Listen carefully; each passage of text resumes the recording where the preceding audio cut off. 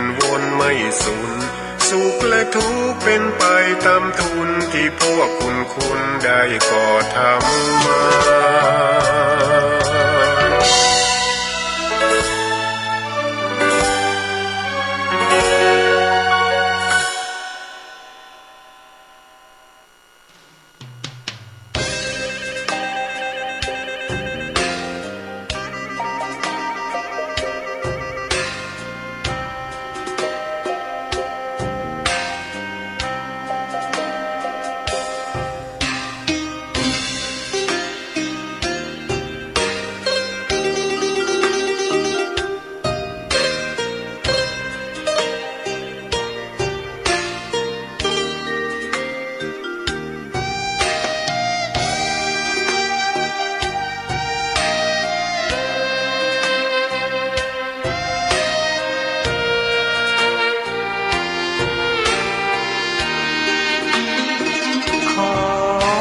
ตำนา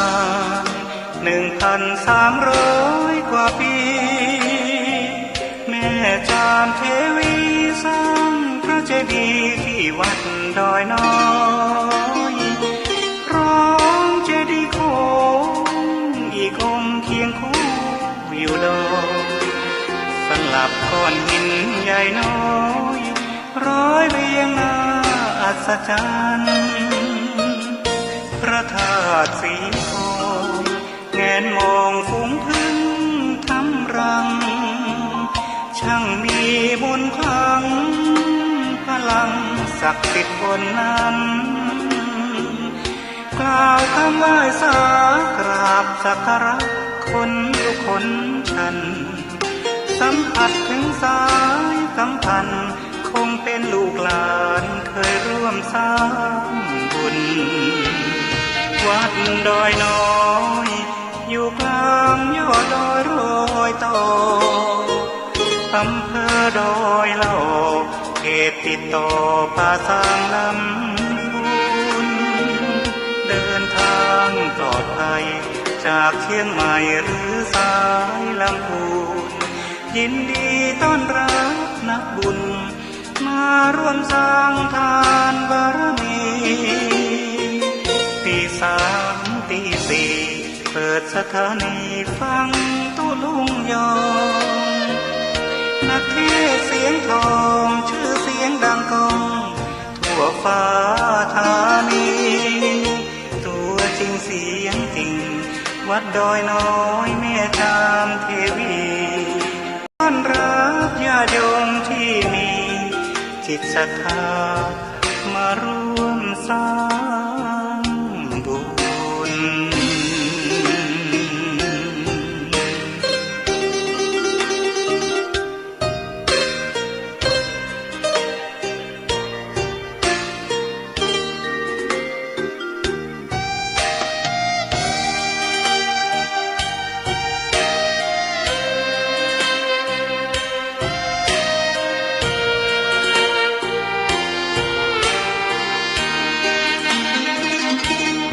วัดดอยน้อยอยู่กลางยอดดอยโรยต่ออำเภอดอยเหล่าเขตติดต่อป่าสางลำพูนเดินทางปลอดภัยจากเชียงใหม่หรือสายลำพูนยินดีต้อนรับนักบุญมาร่วมสร้างทานบารมีตี3 ตี 4เปิดสถานีฟังตุลุงยองนักเทศเสียงทองชื่อเสียงดังก้องทั่วฟ้าธานีตัวจริงเสียงจริงวัดดอยน้อยแม่จามเทวีต้อนรับญาติโยมที่มีจิตศรัทธามาร่วมสร้างบุญ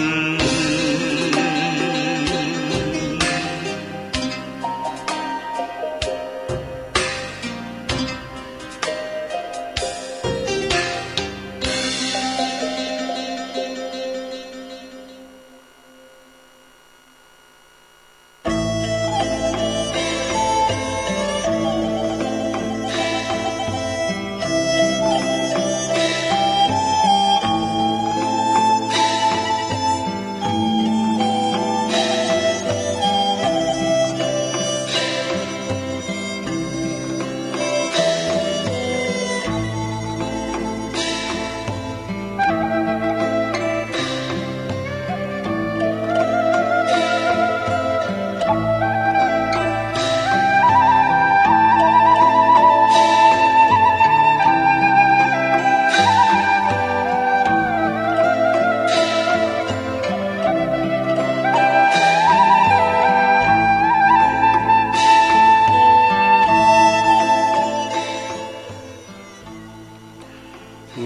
ควายจ้างมาตายแล้วเหลือหนังดูเขาคุณยังเอาใจการใดจะติสุดตับปุ้มปอดใส่คุณเฮาก็ยังกินลำอิ่มต้องมนุษย์เฮาตายสหายปีน้องไผบ่ห่วงของอะไรสุดแต่ดุโพเอาควางเสียไก่โกจักปิ่นไพ่พีมาหลอกบาทตื่นเจ้าขึ้นมายิ้มแย้มแจ่มใสทุกโศกโรคภัยหายไปหมดสิ่งก็ขอความนอบน้อมเอาคุณพระเกี่ยวเจ้าทั้งสามปินสรณะตีปึงขอกราบแนบไต่ไหวสาถวายความเคารพมายังครูบาอาจารย์พระมหาเถรานุเถระท่านเจ้าคณะพระสังฆาธิการพระภิกษุสามเณรเจ้าจุโตนจุองค์กุวัดวาอารามพร้อมตึงสำนักตีผักสงฆ์โดยเจริญปอนมายังบรรดา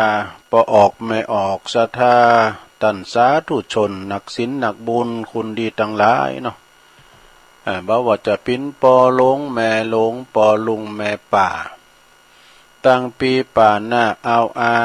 ศรัทธาตินจ้องห้องวัดเถ่าแก่หนุ่มกำใจยิงต่างหลายที่ได้เปิดวิทยุฟังกันอยู่ตั้งบ้านตั้งจองตั้งหอตั้งเฮินกันในเวลานี้เนาะเวลานี้ก็ปิ้นเวลาดี ตีสามปลายมาสักน้อยก็มาฟังรายการสัพเพเหระปกิณกะขอนลุงไก่แจ้งรายการเสียงธรรมแสงทองซึ่งดำเนินรายการโดยตนโตแห่งอาตมาภาพเก่ากระผมตุลุงนันชัยวัฒน์นาคะเสโนแห่งวัดพระธาตุดอยน้อยตำบลดอยหล่ออำเภอดอยหล่อจังหวัดเชียงใหม่มาปบมาปะกันเช่นเคยก่อนลุงไก่แจ้งยามค่ำคืนในขณะที่ทุกท่านทุกคนนั้นเปิ้นกำลังลับไหลอยู่ในห้วงแห่งความนิทราช่วงเวลาหมออีนะตีสามตีสี่เนี่ยมันเป็นเวลาอาหารตาเนาะรับกันหมนรับงานยิงคุณเปิ้นทำงานมาไอ้นะเอาลูกมาเมื่อเจ้ามาดึงตรงติ้งผมได้เจ็บเนื้อเจ็บโตนี่ซะได้เนาะทำงานนักมาบางคุณต้องใจกินยุกกินยาพาราพองเปิดการบำบัดความปวดความเจ็บนะตามคอก็ต่อกระดูกเนี่ยนะฉะนั้นวันนี้ศรัทธาญาติโยมมาปบมาปากันแถมวันหนึ่งในรายการสัพเพเหระซึ่งวันนี้มาปากันพรำว่าปิ่นวันศุกร์แล้วกันเนาะปิ่นวันศุกร์นะฉะนั้นญาติโยมทั้งหลายวันก่อนอื่นตีตุลุงจะได้เอ่ยไปตังสถานีวิทยุแต่ละคืนบุญต่างๆก็ตุลุงก็จะนำไหวพระให้กันเนเพื่อความปินสิริปินมังกละปินมงคลนะกับตนกับตัวกับครอบครัวเฮาซึ่งก็ตื่นกันมาแล้วเนาะพร้อมแล้วก็กราบหนึ่ง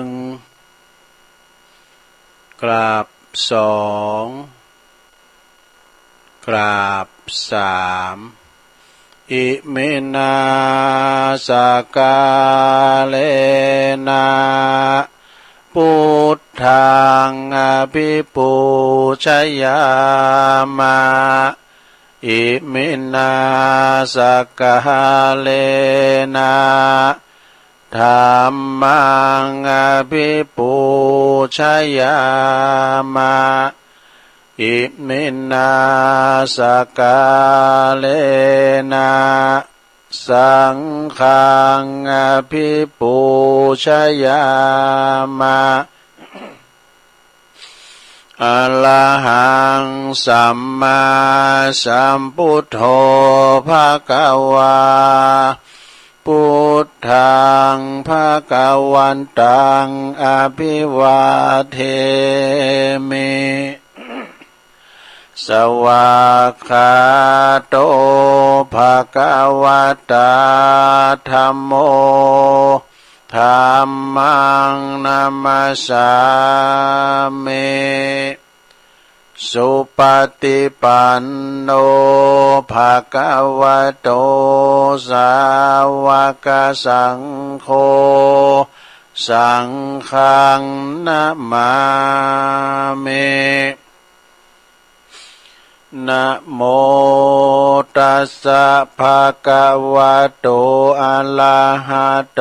สัมมาสัมพุทธัสสะนะโมตัสสะภะคะวะโตอะระหะโต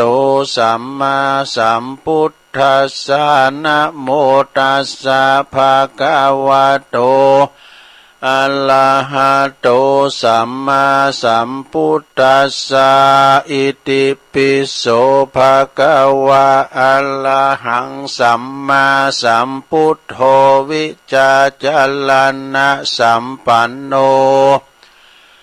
สุขโตโลกวิโตอนุตตโลปุริสตัมมาสารทิสัทธาเทวมนุสสานังพุทโธภคะวะติสวากขาโตภคะวะตาธัมโมสันติติโก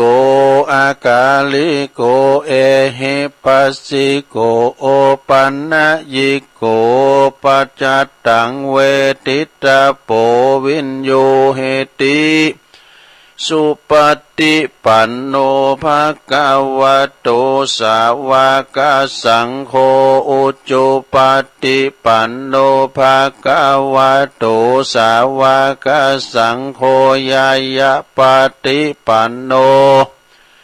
ภะคะวะโตสาวกสังโฆสามิจิปฏิปันโนภะคะวะโตสาวกสังโฆญาติตังจัตตาลิปุลิสะยุคาเนอัฏฐปุลิสะปุคลาเอสะภะคะวะโตสาวกสังโฆอะหุนายโยปะโหนายโยตักขินายโยอัญจลิกาลันนิโยอนุตตลังปุญญเขตังโลกัสสาติ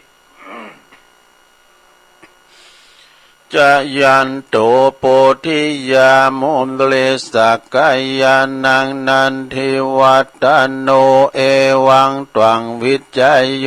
โหเหจัยยสุจัยยมังคะเลอัปปลาจิตตาปันลังเกสีเสปทวิปุคะเลอภิเสเกสัปปะพุทธานังอากาปโตปโมทติสุนักกตังสุมังกลังสุปาปาตังสุโหติตังสุขันโนสุโมโหโตจะสุยิถังพลัมมาจาลิสุปัทกินังกายกัมมังวาจากัมมังปัทกินังปัทกินังมโนกัมมังปณิทิเตปัทกินาปัทกินานิกัตวนะลาพันตเถปัทกิเนสัพพิติโยวิวัจจันตุสัพพะโลกโควินาศตุมาเตภวัตวันตรายโยสุขีติกายุโกภวะอภิวา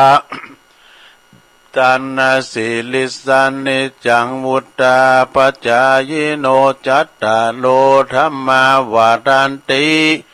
อายุวันโนสุขังปะลัง เอาแล้วศรัทธาญาติโยมต่างหลายตุลุงก็ปิ้นเก้าปิ้นโหนำสวดมนต์ไปปิ้นตีเล็บร้อยก็ขอกุณพระติตะไลลัตนะผ่านแผ่วดังพระเกี่ยวเจ้าดังสามประการเนาะจงได้ดลบันดาลมาปกป้องคุ้มครองหักษาวัดวาอารามโคงเกี่ยวดังสามครูบาอาจารย์พระสงฆ์องค์สามเณรอยู่กับวัดกับวาขอได้มีสง่าราศีงอกงามไพบูรณ์ในพระศาสนาได้เป็นเนิ่นนาบุญศรัทธาได้มาสักการะปูชากราบไหวเนาะพอออกศรัทธาก็เหมือนกันเนี่ยเขามีสุขภาพพลานามัยสมบูรณ์แข็งแรงได้อยู่ปิ้นลมโพลมใสของลูกของหลานอู่มนเจ้าวันปิยวาจาเนาะปิ้นขอบโคที่มีศีลมีธรรมขอตัวลุงก็ขอปิ้นกำลังใจเนาะกับอีปออีแม่ที่เดินเหินไปไหนมาไหนบ่ได้ติดต่างติดเตงก็ขอเอาวิทยุเนี่ยเน้อปิ้นกูปิ้นกีมกันไปฟังนำฟังธรรมไปนะฟังตามกระแสที่ตุลุงประกาศข่าวสารงานบุญที่หันเปิ้นก็ไม่งานวัดนั้นเปิ้นก็ไม่งานนี่นะมันได้ผ่อนคลายไปผ่องฟังเปิ้นโทรมาพี่น้องตั้งเมืองเป้าเมืองฝางเจียงแสนเจียงไฮ้เปิ้นโทรมาอีนะตั้งแม่แจ่มตั้งเมืองลี่องค์ขลุงในเมืองอีนะมันก็ผ่อนคลายไปเน้อศรัทธาญาติโยมทั้งหลายลูกหลานตันเต่าจะขับรถขับลาออกคุ้มออกโหเกาะคือมีสติก่อนสตาร์ทรถมันหนักมันหลายอย่างบีบินตึงระวังถึงหางเฮาหางเปิ่นนะฉะนั้นญาติโยมทั้งหลายขอไปสู่จุดหมายปลายทางโดยสวัสดิภาพโดยปลอดภัยทั้งขาไปและขากลับเนาะเอาแล้วตอนนี้ไปตัวลุงก็จะได้เอ่ยไปตังสถานีวิทยุ ที่เปิ้นมีบุญต่อสดประสาทหูเฮาที่เปิ้นได้สูงถึงตรงถึงจ้องถึงบ้านฟังการตามอิริยาบถสี่บางคนก็นอนฟังไปสะเตอสะดุ้งรับไปกำหนึ่งนี่สะเตอก็ฟังไปเหมือนเขาอยู่ในเหตุการณ์ที่ตุลุงอู่นะเนี่ยมันเคยมีนะเนาะสะดาตุลุงอันเราได้ฟังเจ้าคณะพระครูเขาเปิดออกรายการนะเขาฟังไปเหมือนกับเขาอยู่ในเดียนเปิ้นอู่นะเหมือนกับเปิ้นมีการไม่งานแล้วเขาฟังเปิ้นอู่นะมันจังมิ่งหลับไปเป็นกรรมก่อนพิสังแล้วเนอะยิงหาตุลุงสำหายก็เดี๋ยวตุลุงเตทำเนี่ยเป็นถ้ำกล่อมรับเนาะฟังไปก่อนรับไปเนี่ยเนาะเอาละขอเอ่ยไปตังสถานีวิทยุในเครือข่ายที่เปิดหับสัญญาณรายการธรรมะชงเวลาตั้งแต่ตี 3 ถึง 5 โมงเนาะดังต่อไปนี้ขอบคุณสถานีวิทยุคลื่นพระพุทธศาสนาการศึกษาและวัฒนธรรมของวัดฝายหินเนิดตำบลสุเตปอำเภอเมืองเชียงใหม่ FM 104.50 เมกะเฮิรตซ์โดยเมตตาบารมีธรรมอาจารย์ธรรมพระครูสมุวิสุวัฒน์วรกิจโจนะองค์ขลุในเมืองก็ฟังกันไปตั้งเพลงมาแล้วกันเนาะตั้งแต่เพลงมาแล้วขอบคุณสถานีวิทยุคลื่นคณะสงฆ์อำเภอฝางเนาะก็ตั้งอยู่ที่วัดพระบาทอุดมนำบ่อซาวาสำนักวิปัสสนา FM 100.25 เมกะเฮิรตซ์โดยเมตตาบารมีธรรมในพระเดชพระคุณหลวงปู่ท่านพระครูสุจิตานุรักษ์หลวงปู่ใหญ่เจ้าคณะอำเภอฝางขอบคุณตุปีจำเริญโชติธรรมโมโดยเนอะท่านพระอาจารย์อมรเทพอุปสันโตอุเถินตุปีโจโจสั่งลิงสัญญาณไปพี่น้องไม่อายชัยประการฝางก็ฟังกันชัดเจนเดี๋ยวเนอะขอบคุณสถานีวิทยุแดนดินถิ่นล้านนาตั้งอยู่ที่บ้านลงวัวตำบลนำบ่อหลวงอำเภอสันป่าตอง FM 103.50 เมกะเฮิรตซ์เนอะคุณรุจิสมบัติเงาคำสถานีนี้ก็คืนนี้ไปไกลเนอะสถาขอบคุณสถานีวิทยุคลื่นธรรมะของชุมชนวัดห้วยตองซักตำบลขวงเปาอำเภอจอมทอง FM 98.75 เมกะเฮิรตซ์โดยเมตตาบารมีธรรมอาจารย์พระครูวาปีวรมานิตท่านพระอาจารย์ชาวลิตชัยวังโสโซนไต่สายแต่ก็ฟังตั้งแต่เพลงมาเหมือนกันเนอะ ขอบคุณสถานีวิทยุมนต์เสียงธรรม อำเภอแม่แจ่มจังหวัดเชียงใหม่ FM 106.25 เมกะเฮิรตซ์โดยเมตตาบารมีธรรมหลวงพ่อท่านพระครูมงคลวิสิทธิ์หลวงพ่อใหญ่เจ้าคณะอำเภอแม่แจ่มขอบคุณท่านพระครูประหลัดอุดรอุทัยสุมาตรอุทัยถึง2อุทัยด้วยนะขอบคุณสถานีวิทยุเน็กเนลเรดิโอ FM เก่า 16.75 เมกะเฮิรตซ์ตั้งอยู่ที่บ้านโจงตำบลทุ่งขวาวห้างหุ้นส่วนจำกัดอนุสรณ์เรดิโออำเภอเมืองปานจังหวัดลำปางเนี่ยขอบคุณสถานีวิทยุคลื่นคนเหนือเขื่อนนะชุมชนคนเหนือเขื่อนอยู่ตั้งอยู่ที่บ้านดงดำอำเภอฮอดจังหวัดเชียงใหม่ FM เก่า 10.75 เมกะเฮิรตซ์เนอะขอบคุณสถานีวิทยุเพื่อการศึกษาและพัฒนาอาชีพเรดิโอเน็ตเวิร์ก FM 103.00 เมกะเฮิรตซ์เนอะอำเภอเมืองจังหวัดลำปางโดยคุณอนุพงษ์ตาจีนะนะขอบคุณสถานีวิทยุเรดิโอเน็ตเวิร์ก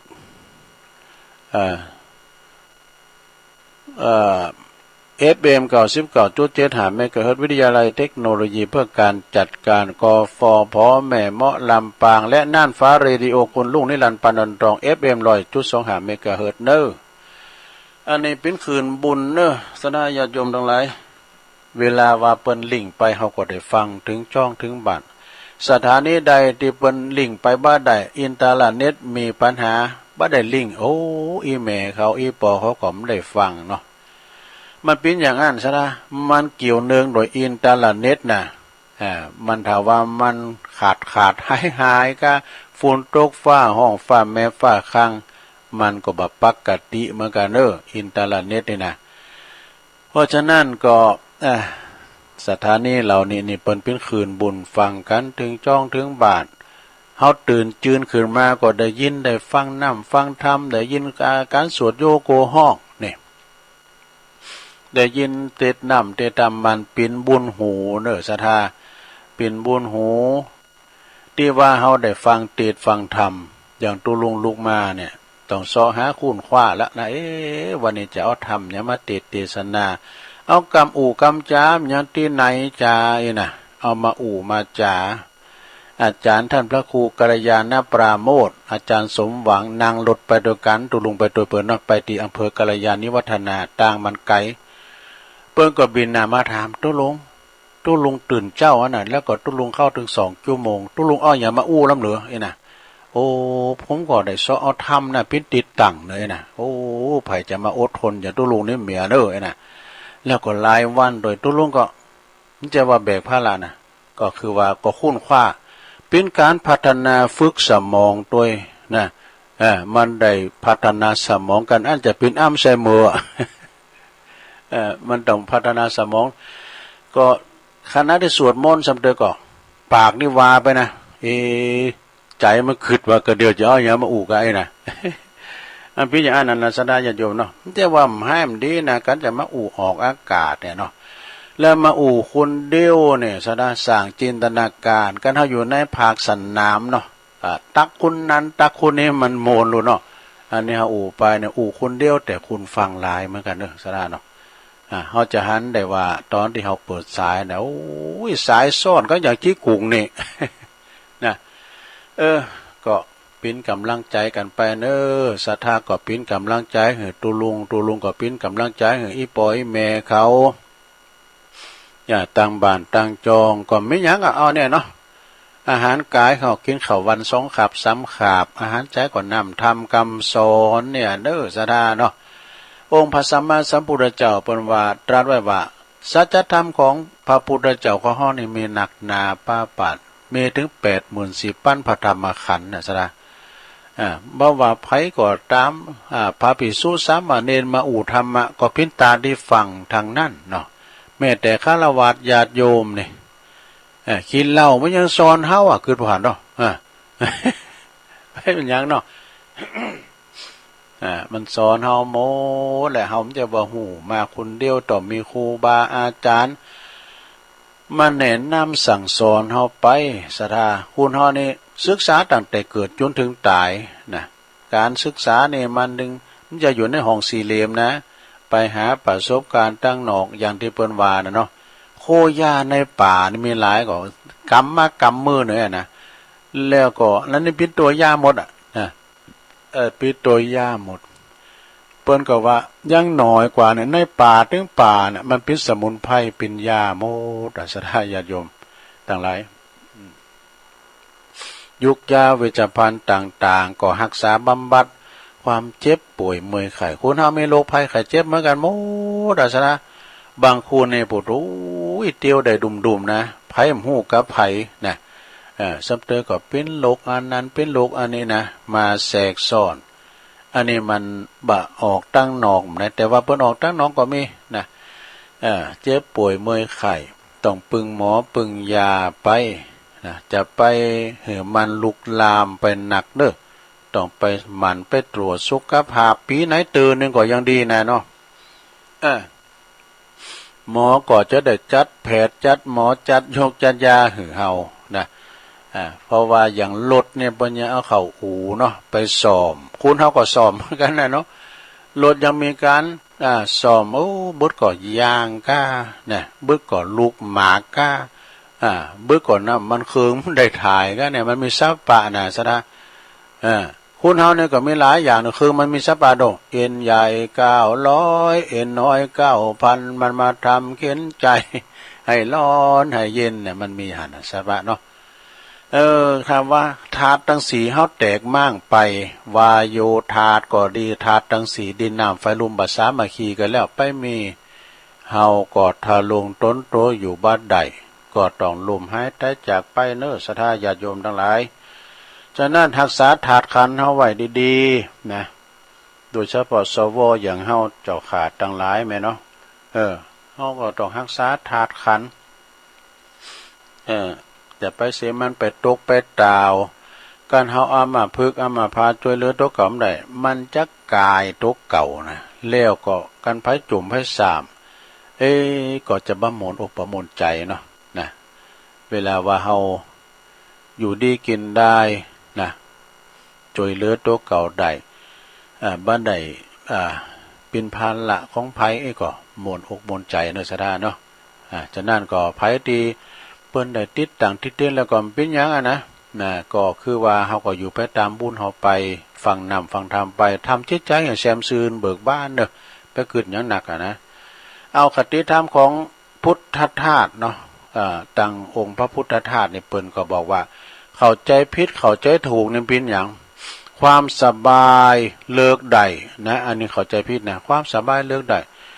เปิ้นว่าเข้าใจผิดว่าความสบายเลือกได้ที่ถูกนะก็คือเฮาเกิดมาแล้วก็ทุกข์แล้วเนี่ยมันเลิกบ่ได้บ่มีไผสบายไปตลอดชาติ มันได้มีทุกข์มีสุขพองเหมือนกับโลกธรรมนะทั้ง8มีลาภก็เสริมลาภมันจะไปมีอยู่หันใดตลอดเวลาจะได้3ล้อถูกหวยได้3เดือนนะเสียงลึง ยามมื้อมีก็เก็บใจบริหารการเงินนี่สำคัญนะซะนะไผที่บริหารการเงินดีก็ดีแต่ว่ากินหายใจอวยเนาะกินแอลลินบาแก้วให้โลแล้วก็ละกันเด้อเนาะต้องวางแผนสตั้งดีๆเงินคำเกี่ยวในการเหิมไล่ไข่มย่อมจะได้มันมาง่ายๆกันฟลุกนี่นะกันฟลุกตัว12 ล้านนี่นะเนาะอันนี้ฟลุกหรอแต่ว่าบกดินสินต่อเนาะเอาบาเขาทุบเขาป่อน่ะมันจะว่าของง่ายๆบางคนเนี่ยเหยย่อยเหยยังนะเนาะวันคำได้300ค่าแรงงานขั้นต่ำออกการออกงานแล้วไปบ่าเขาใส่ล้านตองใส่ไปน่ะเสี่ยงไป100เหลือ200ไปทำหน่อยไปจ่ายการซื้อจีนมะลาบ่ะเนี่ยเสี่ยง100เหลือ100เดียวสุมาเด้อเนี่ยนะซะนะเกิดมาก็ทุกข์แล้วมันเลิกบ่ได้บ่มีไผสบายไปตลอดจาดมีทุกข์ก็มีสุขมีลาภเสริมลาภมีสรรเสริญมีนินทามียศก็เสริมยศนี่นะซะนะแถมกรรมหนึ่งเปิ้นว่าเข้าสิ่งของเฮานี่นะตนตัวของเฮาต้องยึดไว้รักษาไว้นี่ที่ถูกนั่นก็คือบ่มีอันหยังหรือว่าไผที่จะต้องยึด ที่จะต้องหือยึดนะต้องรักษาทุกอย่างบัจใจของเฮานะเป็นอนิจจังทุกขังอนัตตาไม่ใช่ตัวตนเฮาบังคับมันบ่ได้ดูร่างกายเนี่ยบังคับบ่ให้เกิดมันก็ยังเกิดมาเนี่ยบังคับบ่ให้มันแก่มันก็ยังแก่ไปติ๊กๆเอาบังคับบ่ให้มันเจ็บมันถึงมาคนเดียวมันเจ็บป่วยเมื่อยไข้เจ็บหัวเข่าแข้งขาเนี่ยเจ็บในคองอนในกระดูกโรคภัยไข้เจ็บนี่บ่ให้มันตายมันยังตายว่ะอนิจจังทุกขังอนัตตาความไม่ใช่ตัวตนเนาะบ่แน่นอนอนิจจังทุกสิ่งทุกอย่างบ่เที่ยงแท้แน่นอนนะเป็นของที่ว่าเฮาสมมุติกันขึ้นมาสมมุติว่าเฮาเป็นรูปร่างลักษณะดำรงธาตุขันธ์อยู่ได้เพราะธาตุทั้งสี่ดินน้ำไฟลมเอาไปพอเปิ้นเสศพครูบาอาจารย์ศพตุเจ้า ศพตุเจ้านี่เปิ้นปริศนาธรรมนะโยมนะเปิ้นจะเอาไปตั้งไว้แปลงฐานภาษาที่เปิ้นพิมพ์มหาเถรแล้วก็มีนกหัสดีลิงเนี่ยนกหัสดีลิงนี่นะมันเป็นนกที่มีพลังจ้างไผเต่ากับจ้างหาเจอก่อนนะเต่ากับจ้างหาเจอ6เจอบ่ดูมกหา6ตัวนี่ก็นะนกหัสดีลิงตามครูปอครูอ้วนบ่ว่าคือก่อนว่าไผเนี่ยว่าสุมาเนี่ยอันบินอยู่บนอากาศบนนกตัวนี่นะนกตัวนี้ตัวใหญ่สะดามันบินอยู่บนอากาศเวหาบนมันไปหันจ้างไหมมันแมงอย่างนี้น่ะเตียวหันดุ่มๆไว้น่ะอาจจะไปลื่นก็ร้อยวะบินโศบลูกมาก็ลื่นเข้าไปได้ตึกให้โหตึกดีคอก็เลยกลายเป็นนกหัสดีลิงโตเป็นนกโหเป็นจ้างนี่นกหัสดีลิงนี่เป็นนกที่มีบุญว่าเปิ้นว่าน่ะสะดา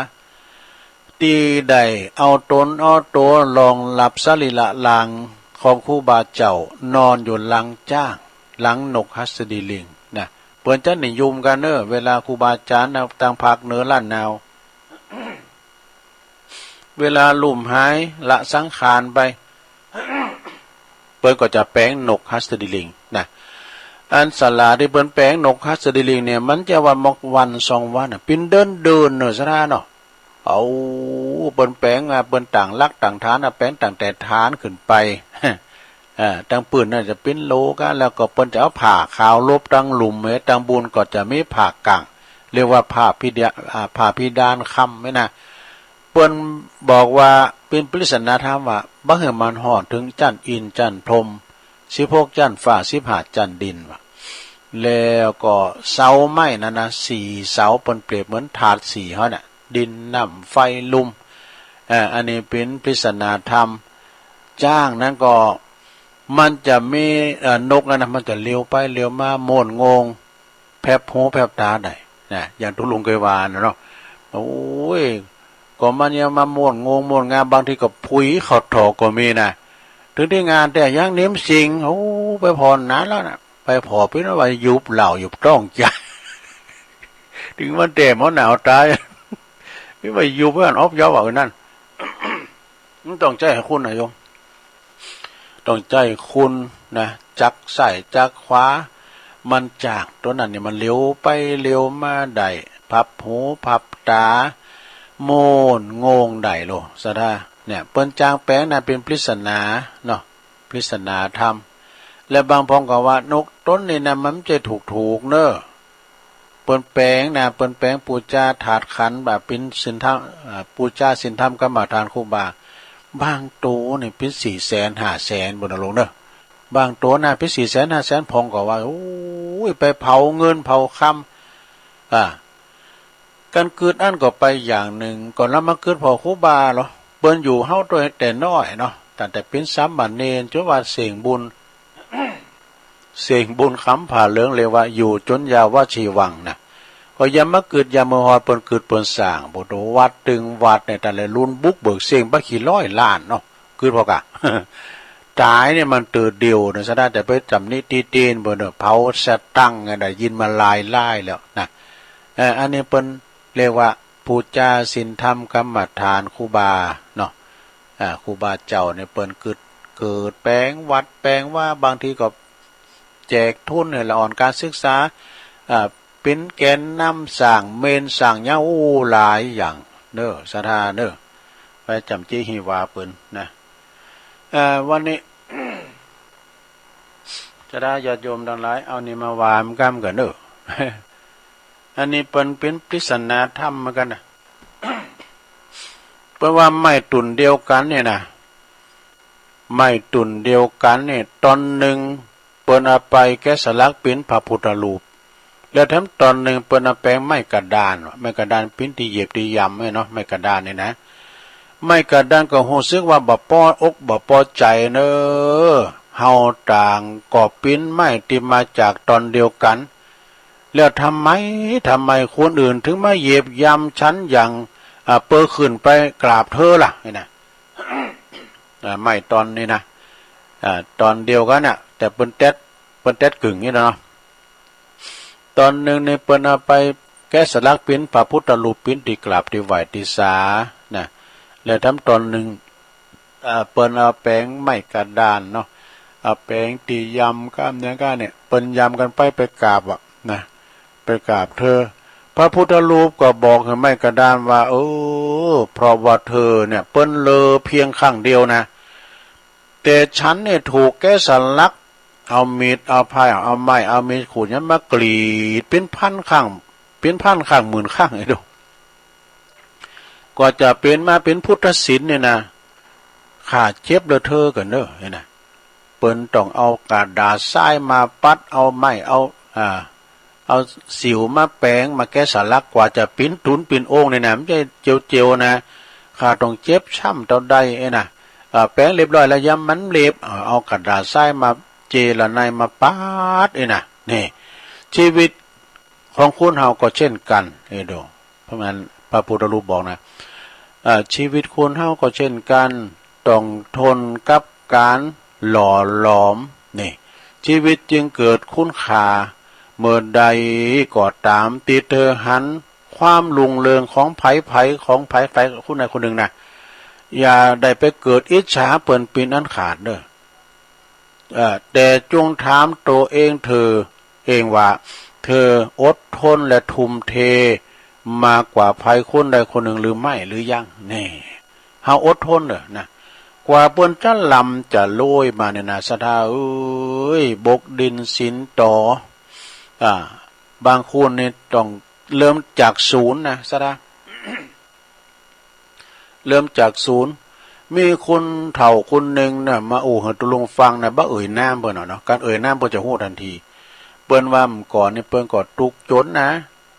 เปิ้นมาได้เป็นเคยลูกคุณรวยหน่อยนึงนะปอเมเปิ้นก็บ่ค่อยยอมรับเนาะแต่เปิ้นก็ทนทุกข์นะรับจ้างอ่างบายไปทำไห้ทำโซนรับจ้างไปแล้วเปิ้นก็ได้เงินมาก่อนนึงเปิ้นก็ไปซื้อตีซื้อหุนว่ากอยทำกอยหามาก็ขึ้นเงินคำกำเกี่ยวก็ขึ้นว่ามังมูลตุนเต่ามาจนว่าเกิดว่ามีเข่าของเงินคำมีซื้อตีซื้อหุนเนี่ยกะนะซื้อตีซื้อหุนเอาไปเอามาคุณเฒ่าเนี่ยก็ยอมรับว่าน่ะอันนี้เป็นมุมันนะเนสดาเนาะบางคุณนั่นก็สดาแม่บ่สู่ลูกเคยคุ้นตุกกะนะลูกเคยคุ้นตุกเอาไปเอามาเฒ่าแก่แลหมอนมานี่ลูกเคยคุ้นตุกน่ะได้อุ้มขึ้นลุงขึ้นลางนะขึ้นลุงบุญเฮินลุงลางอันเนี้ยสดาให้ญาติโยมนำมันจะกล้ามาจูกันนะเปิ้นว่าจังอันใดก็ได้อันนั้นเนาะ จังอันใดก็ได้อันนั้นนี่นะฉะนั้นเฮาก็จะไปว่าประมาทเด้อคุณเฮานี่ถ้าว่าเกิดมาแล้วเนี่ยจะไปประมาทดูหมิ่นเหยียดหยามกันแม้แต่ราชสีห์ก็ยังปึงหนูเนาะมันจะปึงหนูปิ้นโตปึงน้ำใจนะหนูนี่ไปโกนไปคุยเปิ้นกะล้างรับกับล้างนอนก็มันโหติแต้มที่สูงหนูนี่ก็ไปไต่หน้าไต่ตาไต่โตเปิ้นว่าป้อมพิรับพี่น้องก็ตาปบราชสีห์ก็ตาปบว่าอาจจะฆ่าให้ตายก็หนูขอร้องขอเมตตาปล่อยข้าไปทำหน่อยข้าจะได้ช่วยทันเวลาทันตกทุกข์ได้ยากก็บอกเด้อกะไอ้ตัวกระจ้อยร้อยอย่างแกได้จะช่วยฆ่าประมาทเพิ่นนะประมาทหนูน่ะอันนั้นก็ได้ปล่อยไปว่ามีอยู่หันวันนึงราชสีห์ก็ไปตกบ่วงของนายพรานติดแห้วนี่เนาะห้องกับป่าขนาดเจ้าป่านะยังช่วยเหลือตัวเองบ่ได้ห้องตายห้องวาย หนูต้นนั้นก็มีความกตัญญูอันนี้มันราชสีห์ตีมันตีอันติดแห้วกันนะไปพอท่านราชสีห์ท่านที่ฮื้อน่ะท่านติดแห้วเขาจะช่วยทันใดก็ยังมาถามอยู่ว่าจะช่วยล่ะจะช่วยยังก็ช่วยมันเอาปากเอาคิ้วน้อยๆมันนะมาไปใจความเป็นใจความพยายามคบเจอเดินหน่อยเนาะเข้าใจว่าเดี๋ยววันผู้พามอย่ามา มันก็โกรธตายเหมือนกันมันก็โคบเจอจุนปุ๊ดก็คือขาดเนอะ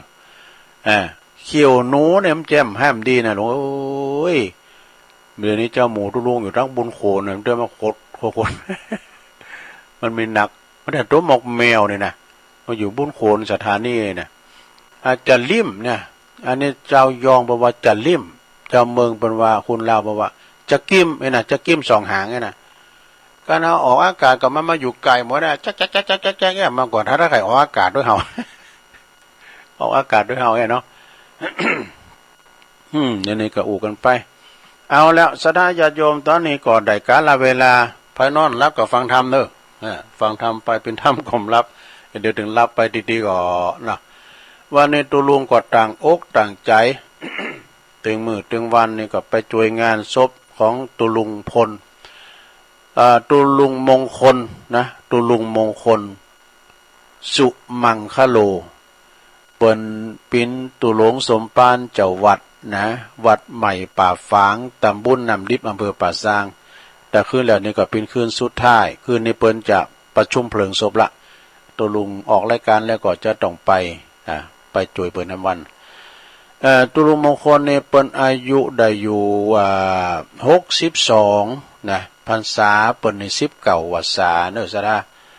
เปิ้นก่อนละสังขารไปสะดาเนาะคุณเฮาในความจริงนี่ก็60นี่ก็ยังหนุ่มอยู่นะเนาะยังเยการยังฟ้าผ่าอยู่เหมือนกันนะซ้ำตุนนะซ้ำคุณนะแต่บางคนนะก็โอ้40 50กว่าเตียวเบอะบะ ลูกก็โอ้ยนางก็โอ้ยกะนะแต่ว่าอันนี้เปิ้นได้ลวงลับดับขันไป ลมหายตายจากไปก็วันนี้เปิ้นจะประชุมเพลิงศพเน้อศรัทธาญาติโยมทั้งหลายจากนั้นเฮาก็แต่คืนแล้วนี้ก็ท่านพระครูอภิวัตรเปิ้นไปติดนำติดธรรมเดี๋ยวก่อนเน้อเจ้าภาพไปไหนจากนั้นก็วันนี้ตุลุงจะเตธรรมอุทิศบุญกุศลเนาะแผ่ภายย้ายบุญไปหายัง ตุลุงพลนะเปิ้นได้ลงรับดับขันไปวันนี้ซึ่งก็เป็นวันสุดท้ายของการเตนำเต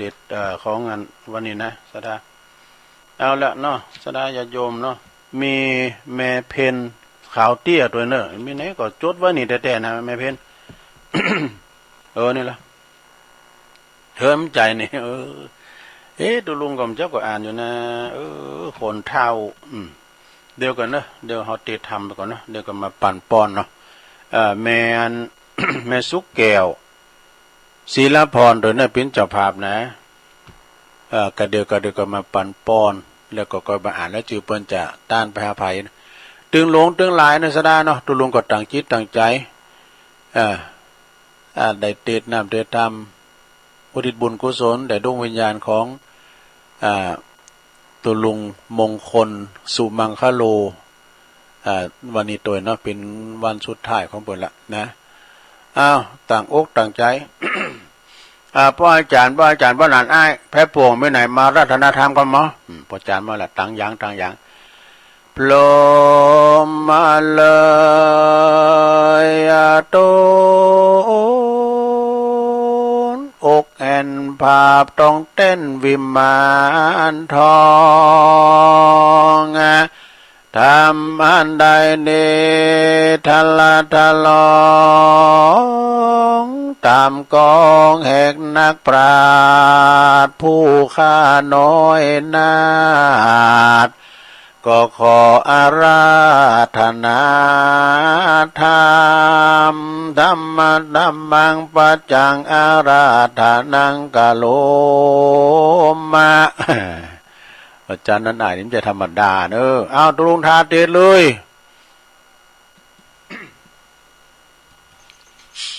นะโมตัสสะภะคะวะโตอะระหะโตสัมมาสัมพุทธัสสะกาลยังนังกาลิกาลยานังปะปะกาลิจะปะปะกันติสาทะโวดุลาสะปุริสะตังหลา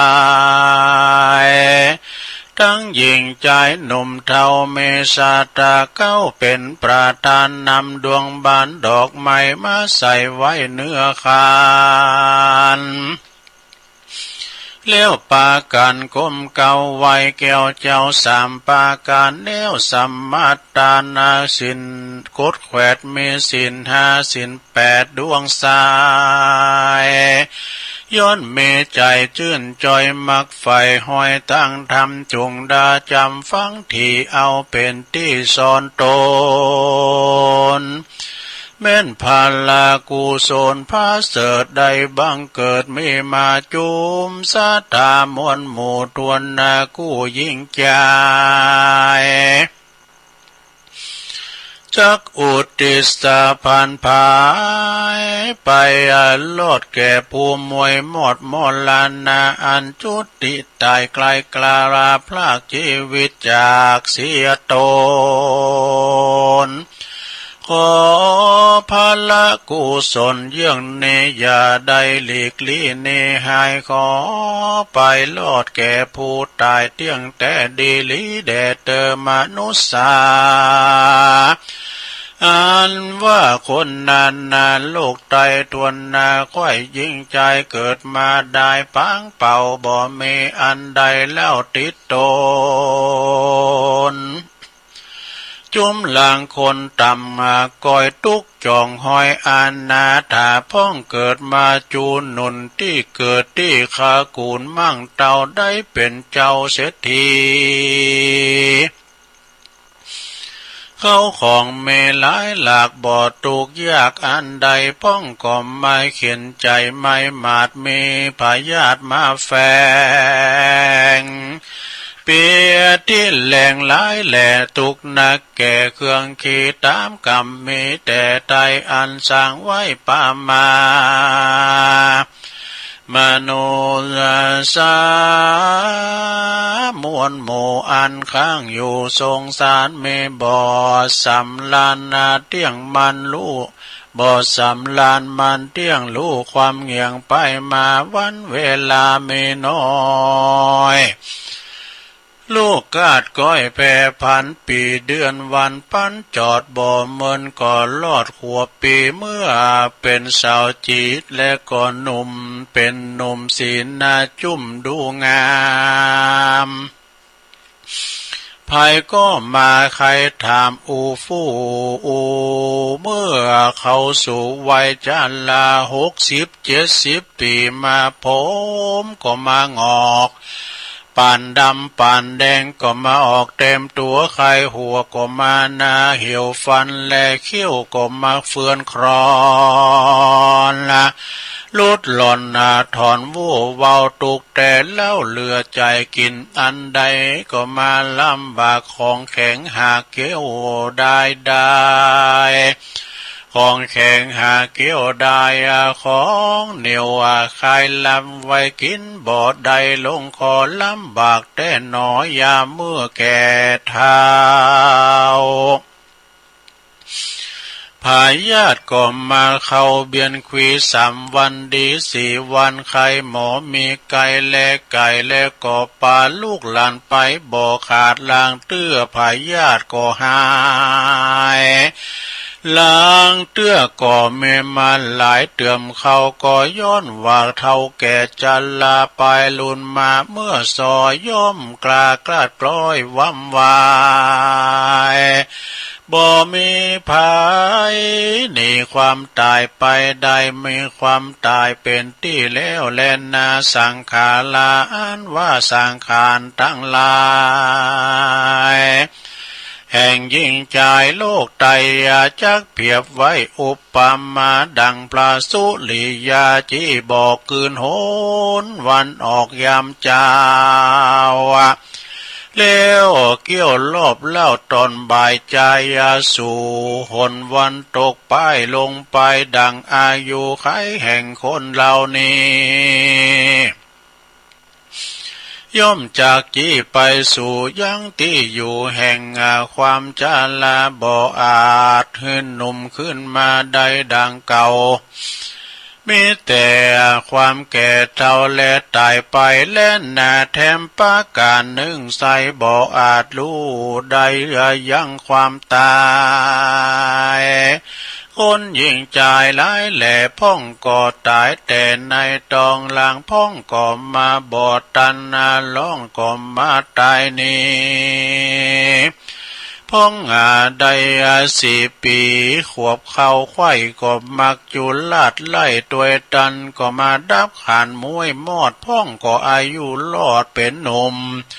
สีนาจุ้มมีวันเปิงเป่าพ่องก็มาเป็นสาวอ่อนน้อยก็มากาดก้อยว่ำวายพ่องก็มีอายุหลายแก่เท่าจึงจะเข้าสู่ดับขันย่อมตายเหมือนการจู้ผู้บ่เว้นกู้ยิงใจและนามนุษย์อันว่าคนยิ่งใจม้วนหมู่อันมีอยู่ลวงลายกันวำวายกลาพลากและก่อนละศพซาของตนไว้เมืองคนดังเก่าหือเปื่อยแนวลงปัทวีบาปบุญมีมากน้อยจักจองหอยตัวต่อจนตามกรรมตนได้สร้างไว้ตั้งแต่ไทยเดิมทีดังบาลีแต่กาวอันพระพุทธเจ้าหากเทศนาว่ากรรมมุนาวัตติโลโกดังเนอันว่าจุมสัตตาตั้งหลายในโลกย่อมอาโภคสาวยกรรมอันกัดอันนาตนได้กาตำสร้างไว้จูน้อยใหญ่ยิ่งใจกันว่าสร้างกรรมลายกลายหยาบจักมีบาปลาวีใดเครื่องขี้ไม่มาตุกบ่ขาดวันยามการสร้างบุญตามติดต่อเมสินก็รักษาบุญจากป่าพ้นจากทางตุกยากยุประการได้เจยบานจื่นจอยดังไฟหอยผาทานาอุปมานั้นใสดังเล่าหวานงาดำไว้เป็นไม้งาย่อมบอกกายเป็นเขาย่อมเป็นดังเป็นงาดังเก่าดีลีอุปมาเมดังในอันเก่าจี้ไข่มานั่นแหละนามาละนางอันว่าความตายนี้ใส่ไผบ่อาจห้ามใดดีลีแม่นพระมูลเนตนปิ่นเก่าและเชื่อโคตรเงาอรหันตาตนมีบุญญามากกวางไผบ่อาจอ้างเตรียมตันก็ยังดับขันมูบมูแม่นเทียบอยู่บนเมืองบนอินตาโตนเจ้าฟ้านางนอนลาเทวดายังตั้งยมมาลาจาติลาพรามสำนาอาสินสีตนมีฤทธิ์หลายแหล่บ่เว้นเว้ความตายดังยิ่งใจโลกลาแม้นเป็นเจ้าฟ้าทันลงเมืองยาสาเหลืองแผ่กว้างควายตาตั้งแดนไกลยังกาไก่ก้อยกาตายอันดับขาดเป็นผีหรือเป็นเศรษฐีอยู่สร้างมีสัมปติอ้างลวงลายก็บ่อาจซื้อความตายไว้ได้ย่อมดับขันมาย่อมดับไม่เป็นผีเขาของมีมวลหมู่ละก็ละอยู่กู้สาทาน จุมลูกหลานตานเต่าได้เป็นเจ้าแตนไปบ่มีภัยแต่ใส่หลีกเว้นใดตั้งตายการว่าวำวายมวยมั่งจากโลกกว้างโลกีสัมปติมีน้อยมากก็จักมาหามลากตัวไปก็มีแต่ก็บ่ได้มีแต่คนไขกล่าวอูว่าคนมูบมูเมื่อมอนละ จากใดก่อนหรือหาบยังบาปยังบุญและบาปด้วยไปบุญบาปได้สร้างไว้ย่อมจากใดติดตนเฮอได้สะเวยผลไปนาบ่อเนินจะดีลีดังบาลีแต่กาวอันพระพุทธเจ้าหากเทศนาว่ากัลยาณกาลีกัลยาณังปาปะกาลีจะปาปะกังวัจจานังกล่าวจีแจ้งที่กิยาว่ามนุษย์โลกใดสร้างกรรมไว้สันใดกรรมนั้นจักใดไปตอบใส่ใดร้ายและดีการกาลีหยาบจะสร้างสร้างบาปกล้าจังไลบาปจักป่าไปแตนตอบได้ตกยอบได้ต่ำยอบเครื่องขี่ตกอเวจีต่ำตายทุกเอาไม่ขึ้นวันได้หันจัดเนบ่มีที่สงสัยกันว่าผู้ใดได้สร้างยังบุญมากกว่างกับตัวกับบ่ต้องกลัวต่ำกอยจักได้จื่นจ้อยเจยบานสุขสำลานบ่ขาดตั้งแต่ชาติปัจจุบันกันว่าดับขันกลาภาคตายเสียจากเมืองคนย่อมเอาตนไปเกิดในห้องฟ้าเลิศเมืองสวรรค์บ่อยาจะและนาปันดังคนยิงใจน้อยใหญ่ใหญ่น้อยมักไฟหอยต่างดำกาดำกำถอยจากมักงาบาปกระทาลนการกุศลน้อยมากก็มาเว้นจากเสียไกลกันคนมาไขบอกกล่าวให้รู้ข่าวกองดีว่า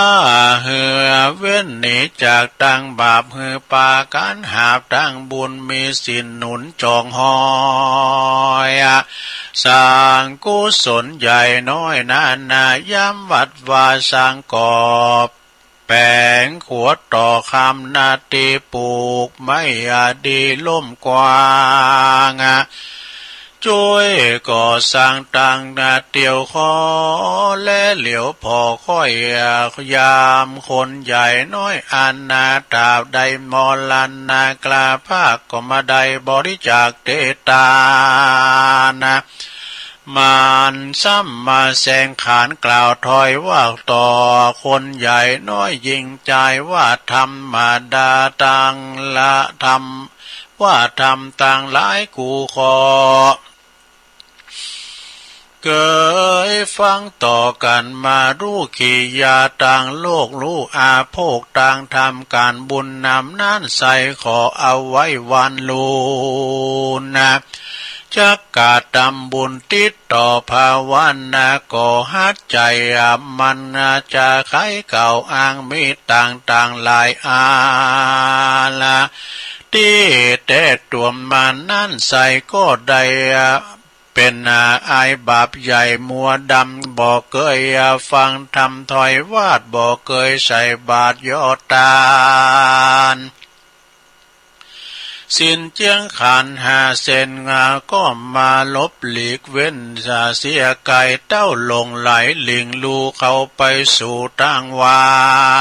ยการว่ามันตายมวยมั่งบาปก่อสร้างว่าเอาไว้ก็มาพากดใดเล่งหันจักวันขึ้นนับ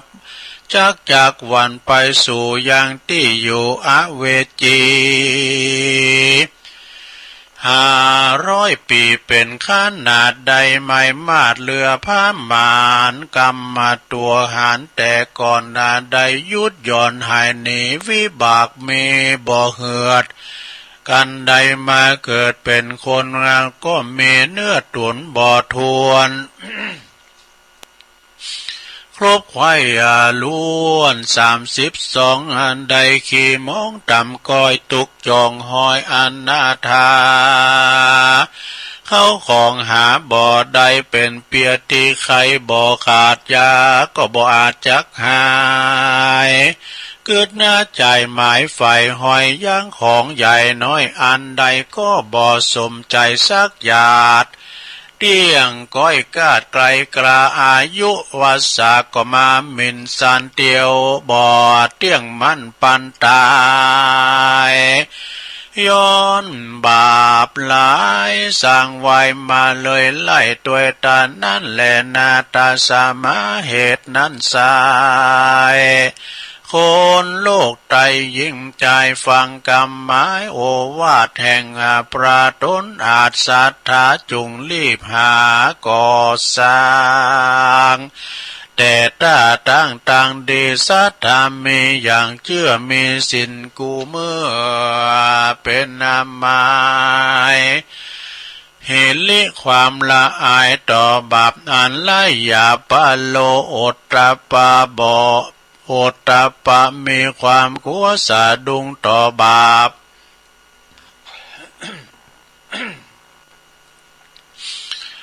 สะดุ้งต่อบาปหยาบยุงมัวดำมาจากขันนำปาลิจากยังเข้าของมากน้อยเป็นตานาปัจจาปัญญาญาณรู้แจ้งรู้ยังแห่งกองธรรมรูดต่างดำเอาไม่เลี้ยวปฏิบัติใดของดีอย่าใครว่าตีกล่าวอ้างว่าเอาว่าบ่เว้นว่างยังการนะอย่าจะหารกล่าวตอยว่ายังหนุ่มน้อยเจ้าจีอย่าอ้างปีอ้างวันนากันดับขันเสียก่อนบุญบ่หอนได้สร้างจักวิตว่างไกลกลาได้โศกาเมื่อซอยตุกจองหอยไปลุนและนามูลาสัทธาน้อยใหญ่อันมีใจไฟต่างบุญตานุนบ่ขาดบ่ประมาทตั้งธรรมย่อมจักนำได้สุขงานโลกไตเมืองคนสุขเมืองบนจันฟ้า เมื่อไปนาบ่สงสัยเคาะมันเคาะมันภัยอุบาทอย่าได้มาปาดอินทรีย์เงินคำมีใจใจดูตั้งใจเตตามอยู่จุกเจยบานเตี้ยงเต้าตั้งหนุ่มเท่ายิงใจแด่เตอเทศนาวาสานิธรรมเทศนานิทิตังขียาสังวันนานาวิเศษจาห้องเหตุธรรมจาปนาคิดคำสอนก็บางโกมสมเรศเด็จแล้วเท่านี้ก่อนแลสาธุสาธุสาธุ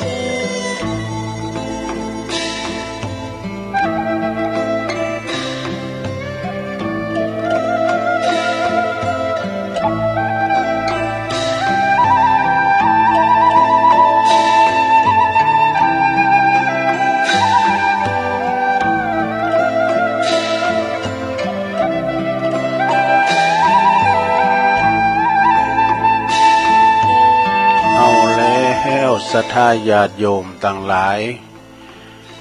ก็ได้ฟังน้ำฟังธรรมฟังเทศไปจบไปปิ้นตีเรียบร้อยเนาะตุลุงก็พักจิบกินน้ำเปิดเพลงไปเพลงหนึ่ง เกิดมาพึ่งกันนะเราต้องปึงกันปึงปาอาศัยกันเนี่ยคุณเราได้อยู่คนเดียวอยู่เดียวโดดในบ้านใดเนาะก็ต้องอยู่ในวงสังคมเวลาว่าเฮาเจ็บปิ้นยินอุ่นก้าเนี่ยเปิดก็มาผอมมากอยเฮาต้องปึงปาอาศัยซึ่งกันและกันนะสำเติเปิ้นตกตุกได้ยากเนาะอดอยากกันเข้ามาก็ปันเปิ้นกินอันนี้สัทธาญาติโยมนะเอาต่อไปก็จะปันป้อนกันนะวันนี้ก็ตุลุงต่างอกต่างใจในฐานะเดว่าสีเดียวกันหูจักกันนะเปิ้นก็ปิ้นหลุนน้องตุลุงอยู่นะท่านพระอาจารย์มงคลสุมังคโลวันนี้เปิ้นจะประชุมเพลิงศพละนะตุลุงก็เลยเตถามชาปนิกิจคำสอนเปิ้นได้เรียบร้อยนะก็ต่อไปก็จะได้ปันศีลปันปอนพร้อมกันนั้นก็มีปอสมศักดิ์แม่เพนขาวเตี้ยจากบ้านตาจ้างทำบุญทานไปหาแม่ป้าอุ้ยน้อยปันแม่อุ้ยเงินจินาอิแล้วก็นายอเนกไส้กาวินทานไปหาปอสอนไส้ชัยกาวินเนอะพร้อมกันนั้นก็มีแม่สุกแก้วศรีลาพรแม้ว่าแม่สุกแก้วสอนศรีนุสรจือบ่นะนามสกุลบ่นะศรีลาพรนี่เป็นบ้านเหมือนกันเนาะศรีลาพรในเปิ้นอุทิศบุญกุศลแผ่พายแย่บุญตานธรรมไปหาปออุ้ยจืนแม่อุ้ยถาสุราใหม่นะตีหลงหลับดับขันไปสู่ปาลาโลกไปหน้าเกมน้ำยาเด้อแม่แก้วเน้อแม่เพนเอาปันป้อนต่างอกต่างใจหาปอนแล้วก็จะได้วานิทานกันต่อไปยะถาวาลิวหาปุลาปาลิปูเรนติสากลังเอวะเมวะอิโตตินังเปตานังอุปกปปติอิสิตังปฏิตังตุมหังคิปะเมวะสมิชตุสัพเพปูเรนตุสังกปะจันโทปนาลโสยะถามณิโชติละโสยะถาโสยติธัมโมจะอายังนิทัสสิโตเปตานะปูจาจักตาอุลาลาพลัญจาภิกขุนามะนุปตินังตุมเหหิปุญญังปสุตังอนาปกันติสัพพิติโยวิวัจจันตุสัพพะโลกวินาศตุมาเตภวัตวันตรายโยสุขีติคายุโกภวะอภิวาตานาสีลิสานิจังวุตตาปจายโนจัตตาโลธรรมาวัตันติอายุวันโนสุขังปะลังสาธุลืมประกาศป้ายแถมทันหนึ่งแม่สมพรนันพนัทนี่อันนี้นำดิบน้อยเปิ้นก็ว่าฟังตึงวันฝากมาหอมการนำกาไฟตุลุงตุยท่านพระครูอภิวัฒนวิกรมปากตั้งเจริญตุยเนาะต้องเจริญปอนขอบคุณเนอะเอาปอนพระเรียบร้อยเนาะแม่สมพรนันพนัทนะนำดิบน้อยแต่เจ้าก็อู่กันเรื่องเกี่ยวกับเตดน้ำเตดธรรมคุณเฮามีเงินคำเป็นร้อยเป็นล้านซื้อความตายไว้บ้านใดเมินกันหมดเนาะจาติจาลาปยาติมรณะมันเหมือนกันหมดชีวิตเราเกิดมาเปิดตาย เกิดมาปุ๊บก็หลังไปเหมือนตายเหมือนกับว่าเนี่ยตะวันออกแล้วก็เตงแล้วก็บ่ายแล้วก็ตกชีวิตเราก็เช็คเช่นเดียวกันนะ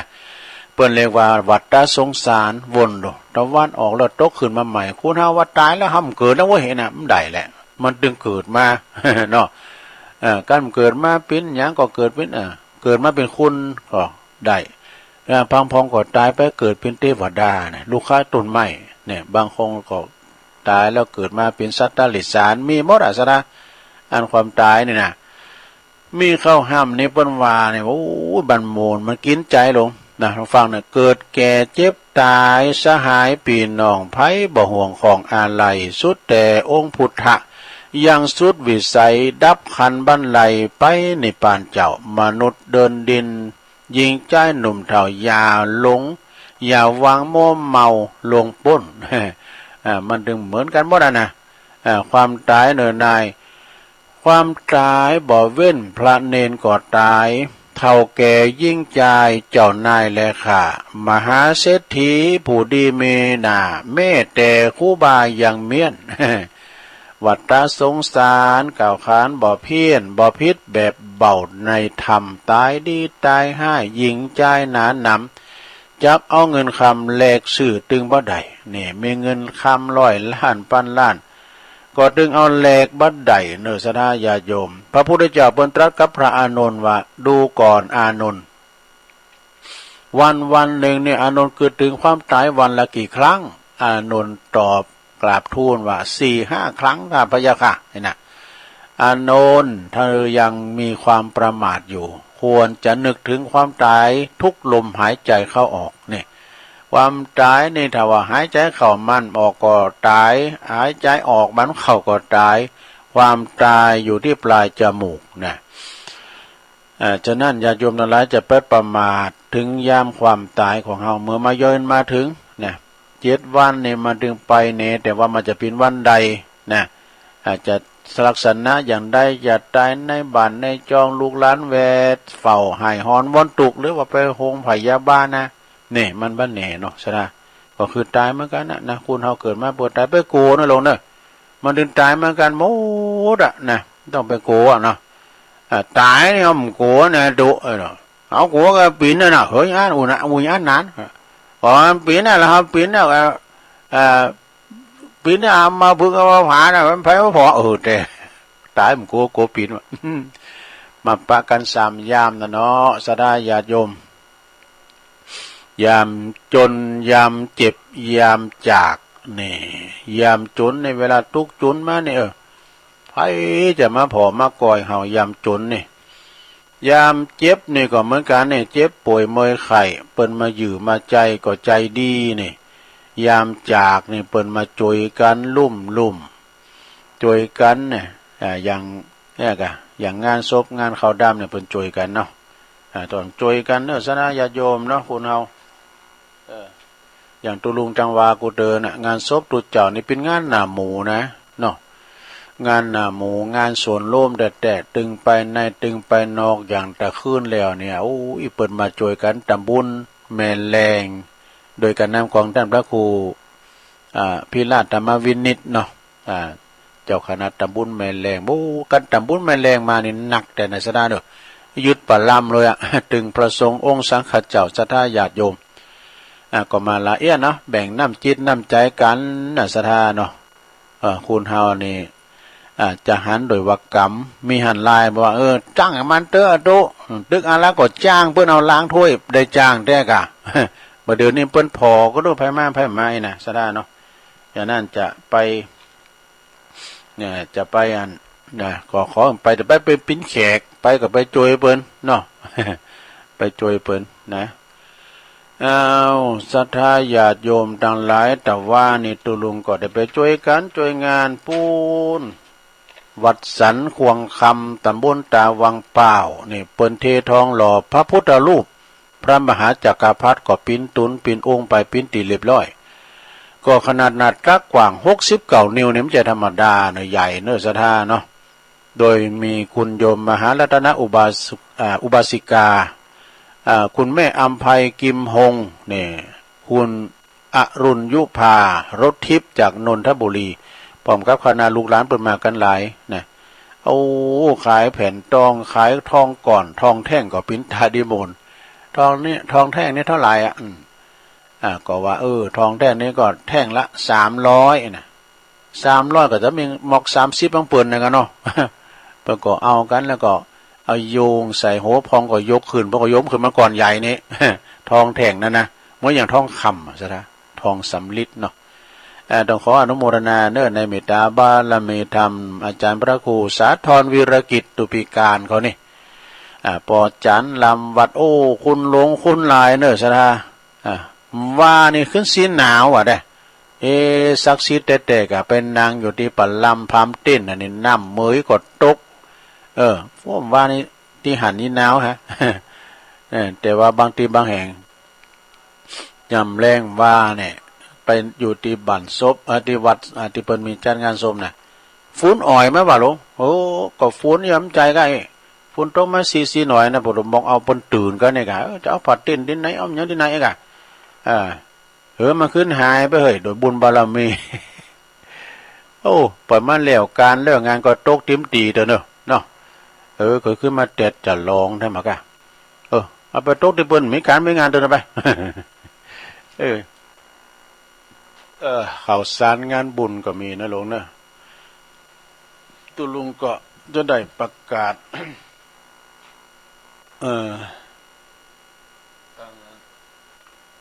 ข่าวสารงานบุญที่เรียกว่าเจ้าเรานิทานนะกูมันเต้นจบลงให้มันยาวนะนิทานเนี่ยนิทานนี้ก็ไปตั้งเศรษฐีกิจิธนีแปลว่าธนีแปลว่าคนขี้เหนียวอ่ะนะธนีขี้เหนียวอ่ะวันพุกก่อนเนาะก็เอามาวันพุกเป็นวาดำกรรมหนึ่งเน้อศรัทธาญาติโยม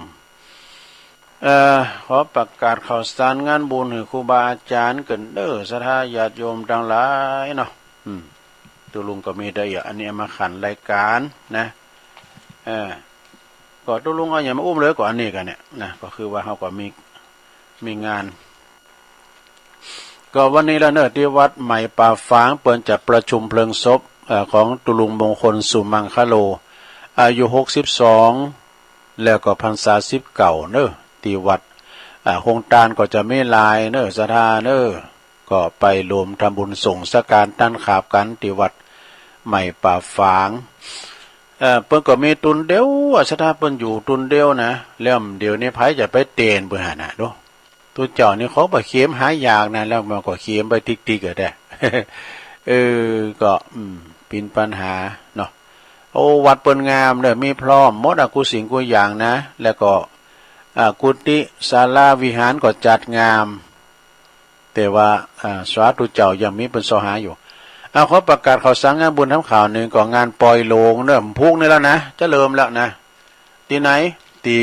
วัดตุ่นพึ่งตำบลหนองหล่องอำเภอเวียงหนองล่องจังหวัดลำพูนเปิ้นปล่อยโลงอย่างลำเลอมีหลายอย่างเด้อโอ้กันเอามากุมกันกับปุ่มเต็มกว่า6 ล้านเลยนี่นะอาจารย์ท่านพระมหาธีรพันธ์ธีรกิตินะปริญธรรม9ประโยคเจ้าคณะตำบลหนองหล่องเจ้าวาดวัดตุ่นพึ่งนะ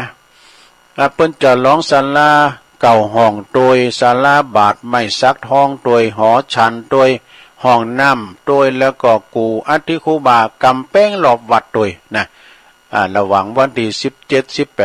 19มีนาคมเนาะ19เป็นวันตานเวลา 10 โมงเนาะผู้จัดการเวลา 10 โมง17 18 19เนาะสถานที่วัดต้นพึ่งเวียงหนองล่องนะอันนี้เปิ้นก็ฝากประกาศมานะตุลุงก็ไปอยู่งานปล่อยสางลองนะที่วัดป่าปีพระเจ้าอมลิ้นในหยุดตำบลศพแม่ขาอำเภอหางดงจังหวัดเชียงใหม่เปิ้นจะมีขึ้นในระหว่างวันที่7 8 9เมษายนจัดหาได้ได้เปิดสื่อเขตวัดขยายเขตวัดป่าปีตัวเนอะเปิ้นจะปล่อยสางลองหรือว่าโบสถ์ลูกแก้วนะที่วัดป่าปีพระเจ้าอมลิ้นพี่น้องสกายร่วมใจสกาย5ศรัทธาในพระสัทธรรมฝากประกาศมาเนอะตุลุงก่อน1ในสกาย4004เอางานต่อไปสัปดาห์16 17ก็มีงานเนอะประเพณีส่งน้ำพระธาตุส่งน้ำอนุสาวรีย์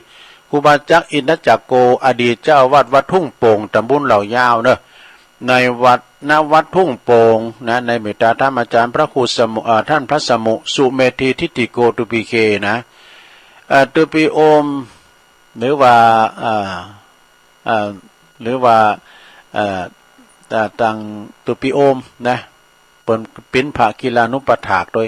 เปิ้นก็ฝากประกาศมาวันที่16นั้นมีแข่งกองหลวงกลางวันตุลุงนะกลางคืนก็มีย้อนยุควันที่17ก็มีสอดแจกชัยวัดนะนี่ก็ตีวัด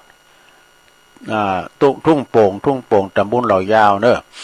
19-21มีนาของงานประเพณีส่งน้ำพระธาตุที่วัดปทุมสารารามสันปูเลยกลางวันก็มีซองคืนก็มีย่อนยุกเนอะตุลปี1ฝากประกาศมานะงานต่อไปก็วันที่24 25 26มีนา66ก็เจิญรวมแอวงานทำบุญฉลองปล่อยหลงเสนาสนะภายในวัดบ้านก้องศพท่าเนอะบ้านก้องนี่ก็ตำบลปากบ่องอำเภอป่าซางเนอะก็ไปกินแบตานเจิญรวมทำบุญออกเมนพระราชทานเพลิงศพ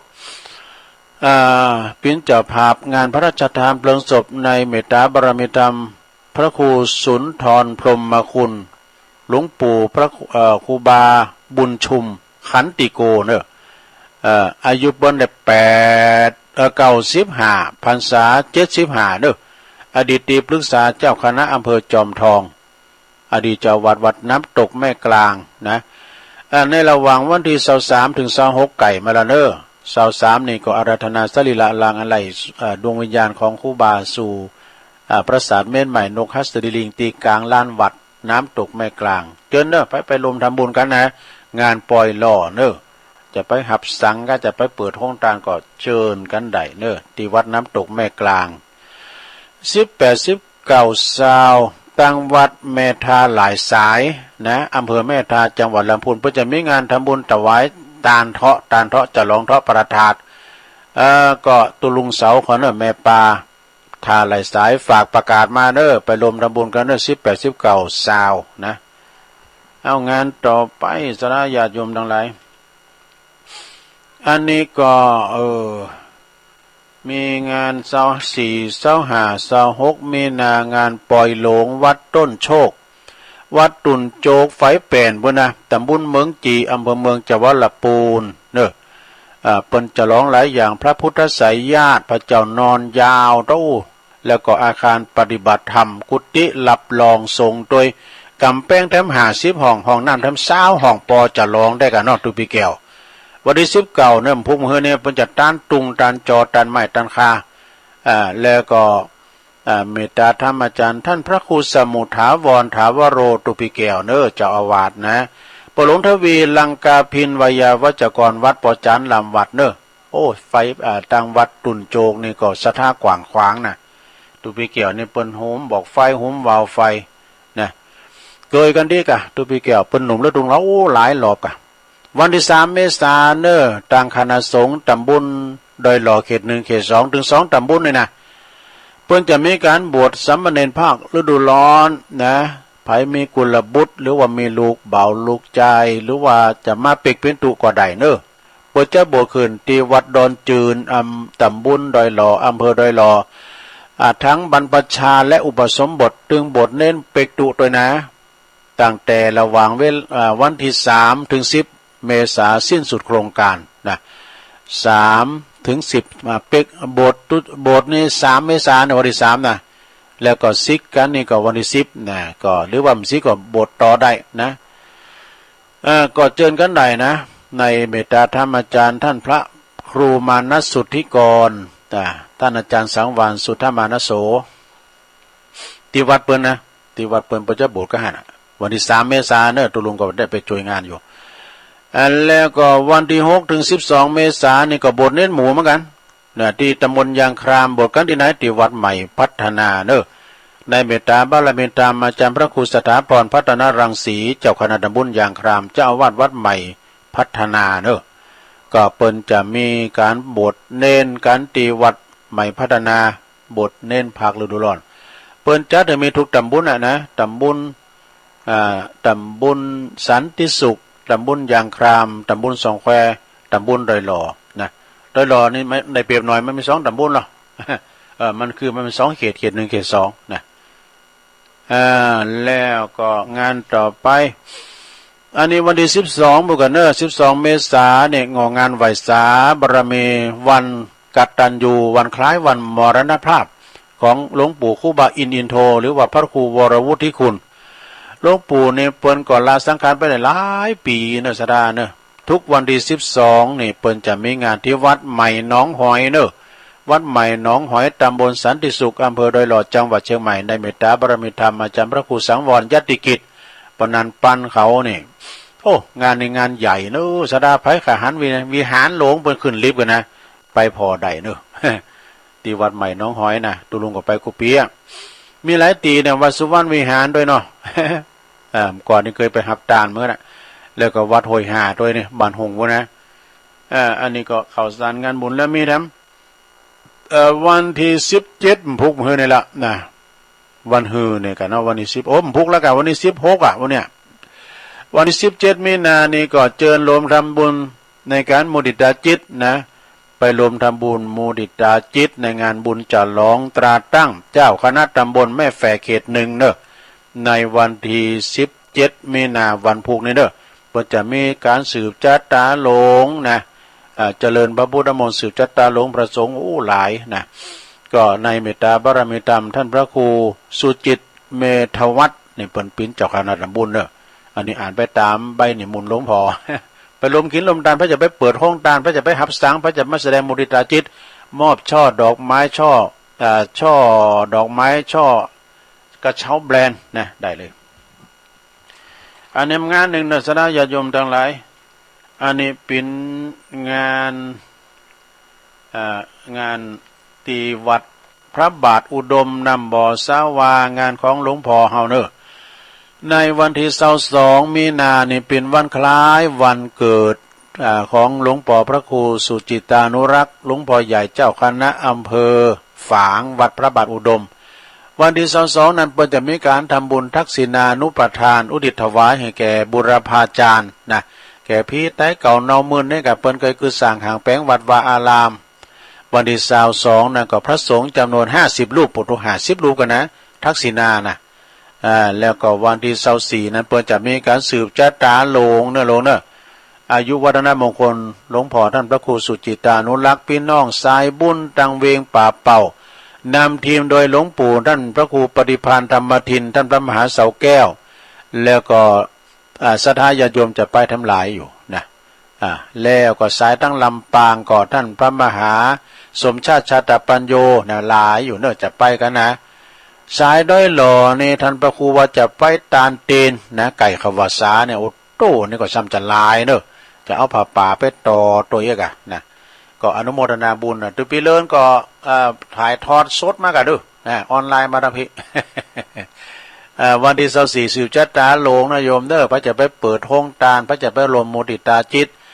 พระจะไปปิ้นจะภาพสังหรือว่าอันนี้หลวงพ่อเปิ้นตั้งอันกองทุนเนอะไฟใหม่ต่อตีไฟใหม่วิหารพระเจ้าละแข่งนะก็ไปหอมกินหอมตานกันได้เนอะที่วัดพระบาทอุดมนำบ่อสาวาทำงานหนึ่งสดาญาโยมนะทางวัดสันเหมิงตำบลหนองหลองอำเภอเวียงหนองล่องจังหวัดลำพูนเปิ้นจะมีงานส่งน้ำประทาดเนอะส่งน้ำประเพณีส่งน้ำประทาดพระธาตุเจดีย์พบโชคบุญทวีศรีสันเหมืองนะที่วัดสันเหมืองนะในระหว่างวันที่15-16 เมษายนเนอะ14นะก็เป็นวันตกแต่งหางดาเป็นวันเตรียมสถานที่วันที่15นะเป็นวันงานแล้วนะเวลาบ่าย15หรือว่า15 นาฬิกาหรือว่าบ่าย3 โมงบ่าย3 โมง 39พระสงฆ์ทั้งนั้นจำนวน29รูปเนอะเปิ้นก็จะได้มีการเจริญพระพุทธมนต์แล้วก็โปรดเมตตาหลับทายทานในวันที่16นะก็เวลาตั้งแต่9 โมงเป็นต้นไปคณะศรัทธาคณะโหวัดต่างๆก็จะได้นำเอาเครื่องทายทานเข้าสู่ในวัดกันแล้วก็จะมีการทำบุญส่งน้ำประทานตลอดวันที่วัดสันเหมิงในเมตตาธรรมอาจารย์ท่านอาจารย์เน้นหลักปัญโยนันแล้วก็คณะศรัทธาปกำนันวิวัฒปัญโยยอดประดอถึงศรัทธาญาติโยมทั้งหลายแล้วก็เปิ้นจะมีซองฟังต่อยร้อยต่อยร้อน ซองขนาดยังงู้นนะมีย้อนยุคด้วยเนอะนะที่วัดสันเหมิงนะอันนี้ก็ฝากข่าวประกาศให้ศรัทธาญาติโยมทั้งหลายโดยนะไก่ปีไก่เดือนมันก็จะมีงานขึ้นมาเนาะศรัทธาญาติโยมข่าวสารงานบุญก็สำเร็จตุลุงก็ได้รับพองสำเร็จโหงานบัดเฮาพยมประกาศหาก็เปิ้นสูงมาเนาะอันนี้ก็ตามที่เปิ้นสูงมาพองครูบาอาจารย์การประกาศข่าวสารงานบุญนี่ก็ดีนะศรัทธาเป็นการกระตุ้นการทำบุญโดยโอ้บันไตบันเนื้อเปิ้นจะมารวมกินรวมทานตัวอีกอะแล้วก็พี่น้องบ้านเฮาที่ไปอยู่เมืองเป้าเมืองฟางได้ยินบ่น่ะศรัทธาโอ้บ้านเฮาจะมีงานเฮ้ยเนี่ยเฮาก็ประกาศเป็นการกระตุ้นการทำบุญนะวัดใดว่าใดเปิ้นมีการทำบุญความจริงมีหลายบ้านโฮงนี่มีหลายเกือบทุกวัดอ่ะนะที่เปิ้นมีการมีงานนะศรัทธาญาติโยมทั้งหลายดอยหลอนี่ก็อำเภอดอยหลอนี่ก็ที่เลี้ยวไปก่อนนักเนอะกันเลี้ยวก็ลงสู้นะศรัทธากันที่มันบัดแล้วนี่นะอึ้งยึงนะอย่างอาจารย์เน้นหลักน่ะจะเอาหยังมาเล่งเปิ้นฮะสังเขาจะกลุ่มก็แฮเดี๋ยวนี้กำลังได้7-8สังนะก็มันจะมีความคันเฮาแล้วก็ลงโซ่นะซะอย่างบ่ว่าเนี่ยเนาะที่วัดนั้นสันควงคำเนี่ยตุปีการก็ลงโซ่เริ่มเลยนะเก็บเต้นก็ว่าเนี่ยโอ้แล้วว่าแล้วนะ มันผักกระตอนเดียวมได้ดูนะผักกระตอนเดียวมได้สถาญาติโยมทั้งหลายเนาะต่อไปตะลุงตักตังลายก็มีชมรมสกาย82กลุ่มเทพารักษ์เพื่อนพ้องน้องพี่23ว2ว8แม่อุ้ยน้องตัวเนอร์แล้วก็บรรจงการทวงเยี่ยมหันจะคืนนะพี่ใหญ่มากองงานเนี่ยที่ใหม่ป่าฟางพอหันให้ก็ได้เนี่ยพี่ใหญ่บรรจง ถิ่นบ้านหรอแม่หลวงสายฝนจันทร์คุณนะเนื่องจากพี่น้องหลายปิ้งน้องผักขาวโยมแม่เกษณีแม่ครูอาจารย์นิพนธ์คนโคราชแต่ว่าเปิ้นอยู่ที่วัดพระธาตุดอยสะเก็ดไหวสานะครับเนอแล้วก็ยายไข่แก้วอันนี้บ้านเซ้งตำบลบ้านแป้นนะยายฟังอยู่เจ้าสาธุเจริญปอนแม่คุณแม่การดาศรีเนตรอันนี้อยู่ปุ่นหางดงฟังชัดเจนดีเพลงเพราะดีแล้วก็อันนี้พี่น้องโบกก้างสันกำแปง โยมยุพินหอมอาลาปีน้อยนะฟังอยู่ดี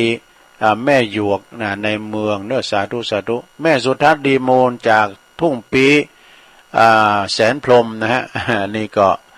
เปิ้นเอาหอมหัวใหญ่มาถวายด้วยวันนั้นแม่ครูทองคำที่วงคำที่วงคำอันนี้เปิ้นว่านิมนต์ตัวลุงไปปิ้นเจ้าอาวาสเตนหรอเอาเปิ้นได้ประกาศรับสมัครเจ้าอาวาสนะ วัดใหม่ป่าฝางไงน้องมีกะตุเจ้าเปิ้นจะมีก็อันเปิ้นตุดกึดตุนสั่งเปิ้นมีกะแม่ครูเนอะตุลุงอยู่เยอะสบายจะไปไหนมาไหนจะได้ตุลุงวันนี้ข้ามอยู่เฝ้าวัดด้วยก็เฝ้าวัดเฮเนี่ยเวลาว่าเปิ้นมีการไม่งานไต่ๆเนื้อกันเปิ้นโทรมาก็ไปตุลุงสอบจวยเปิ้นนะปิ้นตัวของตัวเองนะแม่แดงอัมพรเต้นดอกไม้นะจอมตองฟังอยู่เนื้อไว้สาตุลุงเจ้ายายปันฟังชัดเจนดีนี่ยายปันนะแล้วท่านเจ้าอธิการวิชาสุจินโนโอ้ยพระครูป่ายแดงวันนั้นก็ปักกันบ่ได้อู่กันดีสักกรรมเนี่ยพระครูสุจินธรรมานุวัตรน่ะจือบ่หนาวจือเปิ้นงาม วัดป่าตาลเนอะเปิ้นพินพระครูป่ายแดงนะจะไปหับวันที่7เนี่ยนะเมษาที่วัดพระธาตุเจ้าสรีจอมทองงายกะไก่ดีเนาะแล้วก็ตั้งวัดหลายเกลียวก่อนรู้วัดของงานปอสะอิ่งเขานะท่านอาจารย์ลือชัยเปิ้นได้ราชทินนามที่พระครูสุนทรรัตนพิวัตรโอ้งามเนอะรัตนพิวัตรงามนะชื่อเปิ้นงามแล้วก็ที่วัดบันเวงท่านอาจารย์ขุนพลตุปีพลเฮาน่ะปลัดพระครูจิรปุญญโชตนี่ตุปีพลก็ได้เป็นพระครูใหม่นะวัดบันเวงจะล้มได้บอกนึวัดโบสถ์น้ำดิบเนี่ยตุปีหนุ่มนะท่านประธานอบตพระครูวิโรธชยาพรเนี่ยชื่องามเนาะแล้วก็อาจารย์จิรเดชอนันโสอันนี้วัดยางครามโอ้ดอยหล่อก็ได้ตุนหนึ่งเนอะเป็นพระครูสัญญาบัตรนะก็มีจือเปิ้นว่าพระครูวิพัฒน์บุญญาสารนี่จืองามๆดังนั้นเนอะสระเนอะนี่ก็เตรียมตัวไว้เนอะเปิ้นก็จะไปหลับในวันที่7 เมษายนที่วัดพระธาตุเจ้าสรีจอมทองหลวงพ่อก็ได้เลินเนอะหลวงพ่อวัดพระธาตุดอยน้อยก็ได้เลินนะเอาละสดาญาโยมเปลี่ยนบรรยากาศเนอะตัวลุงก็จะเปิดสายหน้าไมค์พระจะโทรมาก็มา089 955 6506ก็ลองเปิดสายล้อโทรก็ขอมาคือกำลังใจแจ้งผลการหลับฟังก็ได้พี่น้องเมืองเป่าเมืองฟางตังเม็ดเจียมตัวเนอะเจริญปอนเจ้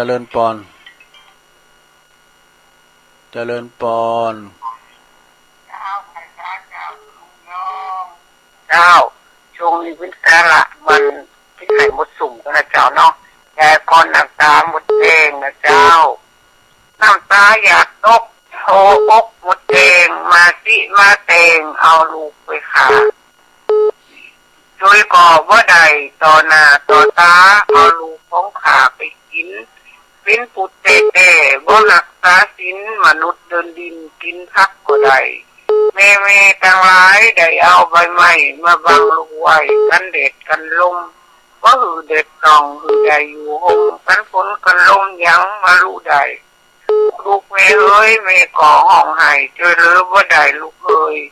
อยู่บนกองไม้หมู่เฮาบอกเคยไปหยองยักไปหยองรักเลยของมนุษย์เจ้าหากินตามป่าบนดอยภูเขามาลุเฮินเฮายังมาทำใดจับดูสูงบนยอดลำใหญ่บนซ้ำตอนปลายเก็บง่ายเนอะเจ้าตำยองวันละกรรมเนอะเจ้ากำว่าหัวใจโยเนอะเจ้า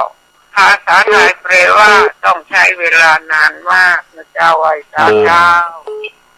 สายต่อไปเจริญปอน ไหวสาทะลุวันนี้ข้าเจ้าฟังตัวบ่ายโมงเดี๋ยวฟังเพลงนะ คุณเท่า ตื่นมาจากก็ได้ว่าทำหัวใจเจ้า ยินดีนะแม่เนอสาธุ ไม่ถามว่าสา 0899555656เจริญปอนดังกอยเด้อเอาดังๆแม่อยู่ไหนแม่อยู่ไหนโอ้แม่สีพันธุ์บ้านหงโลงเดี๋ยวบ้านหงโลงเนาะ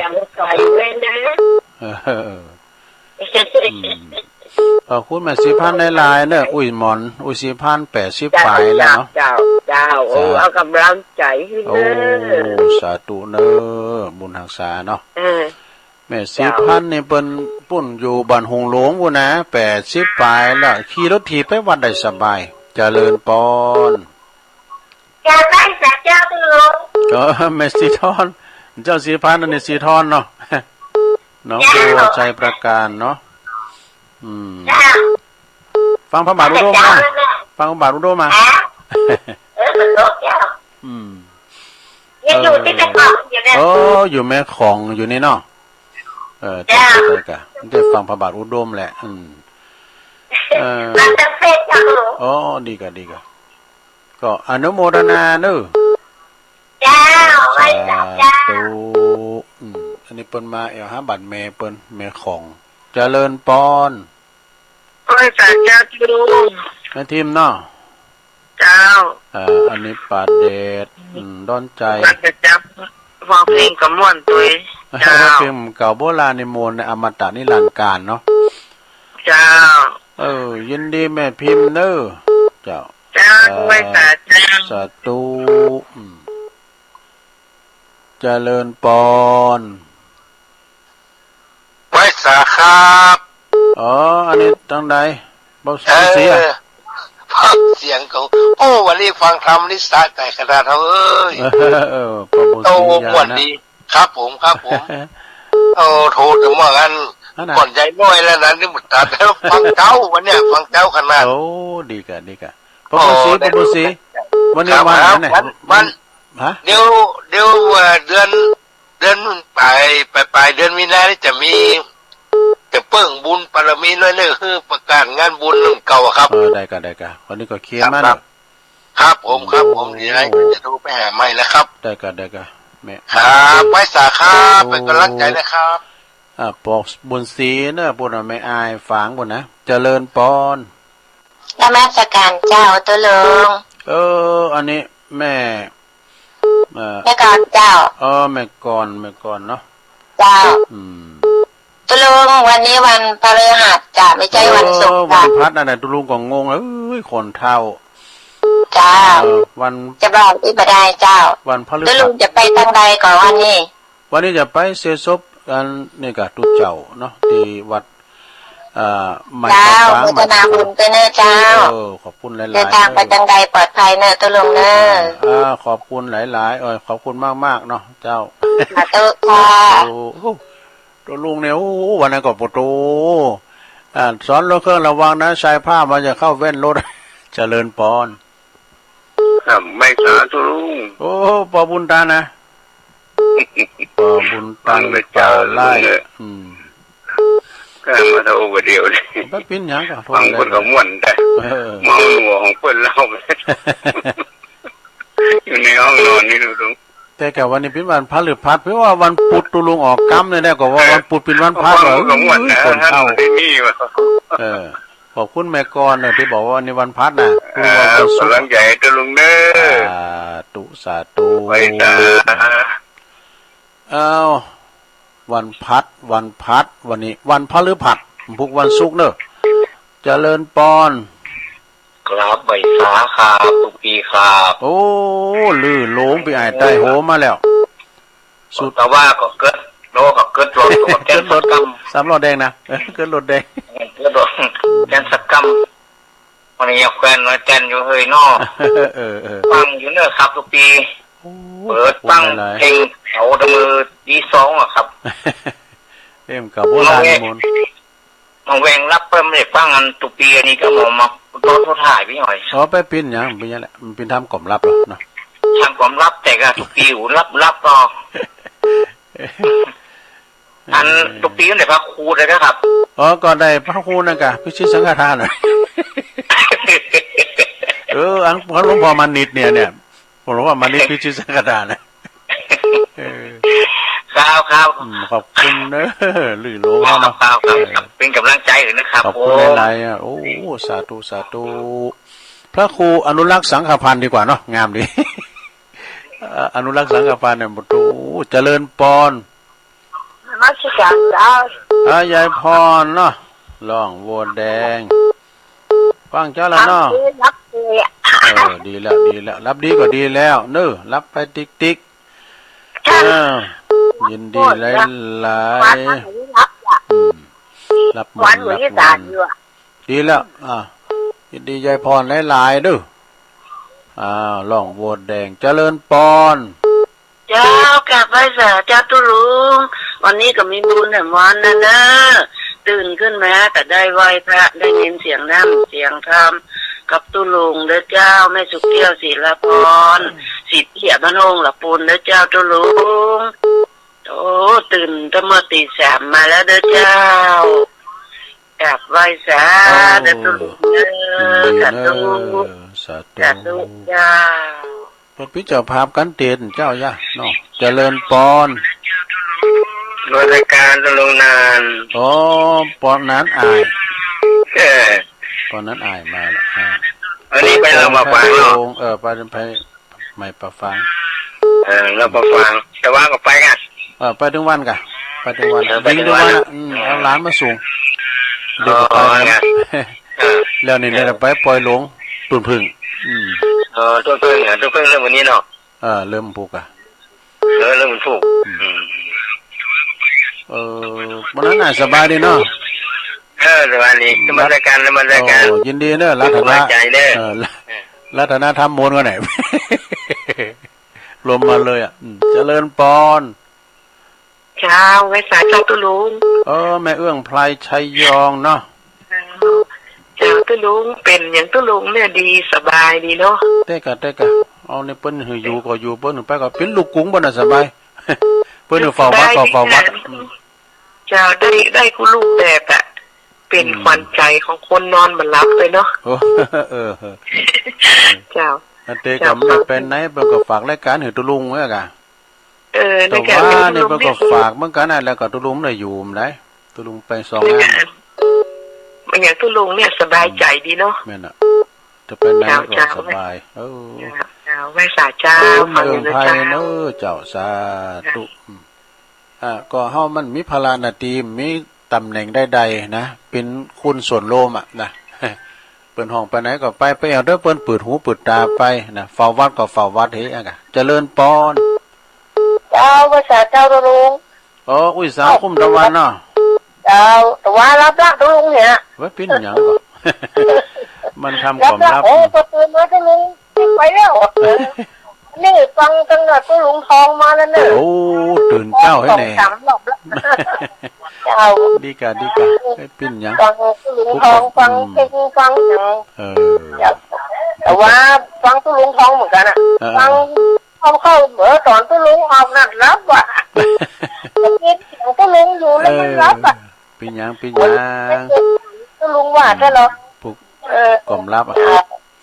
พวกเจ้าก็มาอยู่พวกเจ้าก็